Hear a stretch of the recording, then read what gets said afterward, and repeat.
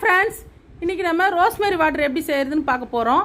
2 spoon rosemary எடுத்துக்கங்க, 2 spoon வெந்தயம் எடுத்துங்க, 4 டம்ளர் தண்ணி போட்டுங்க, நல்லா கொதிக்க விடுங்க. இந்த 4 டம்ளர் தண்ணி 1.5 டம்ளர் ஆகணும். அது வரைக்கும் நல்லா ஒரு அரை ஹவர் கொதிக்க விடுங்க.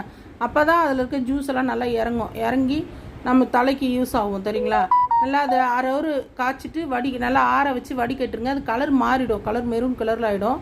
அதை நீங்கள் என்ன பண்ணுறீங்க, தினமும் ஒரு டைம் போடுங்க. அதை நீங்களே ஃபிக்ஸ் பண்ணிக்கோங்க. நாங்கள் நல்லா வெயில் நேரத்தில் போடுவோம், ஏன்னா எங்களுக்கு கோல்டு பாடி. அதனால் நீங்கள் அந்த டைம் கணக்கு வச்சு நீங்களும் அப்ளை பண்ணுங்கள்.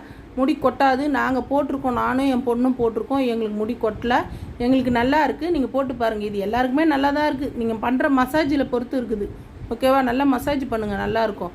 ஓகே ஃப்ரெண்ட்ஸ், பாருங்கள். நீங்கள் ட்ரை பண்ணுங்கள், செஞ்சு பார்த்துட்டு எங்களுக்கு கமெண்ட் பண்ணுங்கள், ஓகேவா ஃப்ரெண்ட்ஸ்? பாருங்கள், ஸ்டீப் புனிதா சேனல் சப்ஸ்கிரைப் பண்ணுங்கள், பெல் பட்டனை அழுத்துங்க.